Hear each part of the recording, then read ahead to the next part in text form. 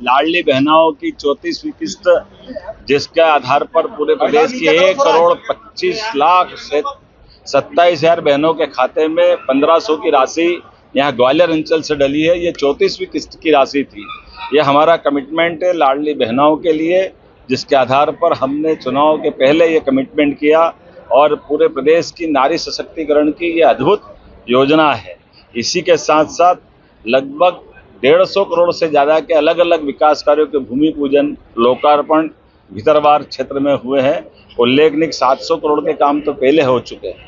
ग्वालियर अंचल तो हमारा अपना प्रदेश का अब सर्वाधिक चमकने वाला एक अंचल है, जिसमें विकास के बहुत सारे प्रकार से काम हो रहे हैं। एक तरफ पर्यटन की नई नई सौगातें, यहाँ चीता से लेकर के सभी प्रकार के जंगल आबाद हो रहे हैं, जिसके आधार पर पर्यटन और क्षेत्र में विकास के रोजगार के अवसर मिलेंगे। दूसरी तरफ इलेक्ट्रॉनिक संसाधनों से सहित लगभग 220 से ज़्यादा इंडस्ट्रियों का ये पूरा यहाँ क्षेत्र नया डेवलप हो रहा है, जिसमें 12,500 करोड़ से ज़्यादा के काम भी चल रहे हैं। मैं उम्मीद करूँगा इसी के साथ साथ भविष्य में भी बहुत सारे कामों की आज हमने घोषणा की है।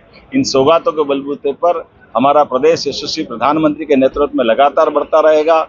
माननीय केंद्रीय मंत्री श्रीमान ज्योतिरादित्य सिंधिया जी और हम सब मिलकर के प्रदेश को और देश के उन साथ भारत सरकार के साथ कदम से कदम मिलाकर आगे बढ़ाएंगे।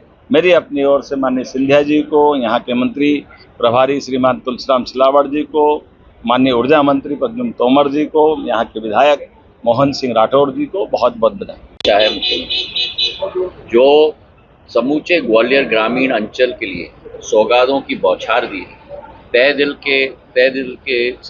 की गहराइयों से मैं उनको धन्यवाद अर्पित करना चाहता हूँ।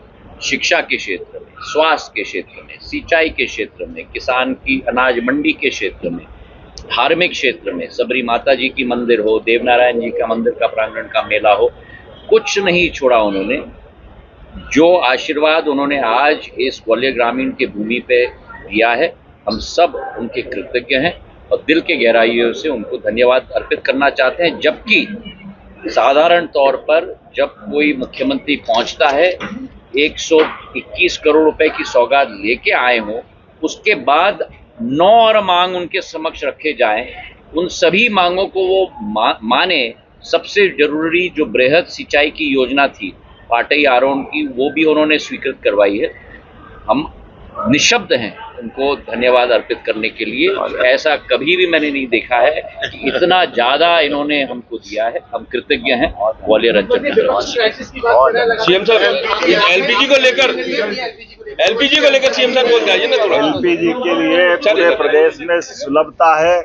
हमारे सारे प्रशासन को हमने ताकीद किया है कि किसी प्रकार की घबराहट की जरूरत नहीं है और जहां कहीं कालाबाजारी या गलती होगी प्रशासन कड़ाई से निपटने में सक्षम है।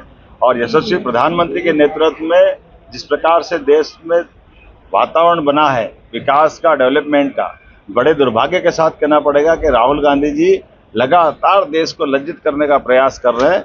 मैं मान के चलता हूं कि राहुल गांधी जी को अपनी गंभीरता का एहसास होना चाहिए। जब दुनिया युद्ध के मुहाने पे खड़ी है, ऐसे में देश एकजुटता मांगता है, पक्ष में भी प्रतिपक्ष में भी।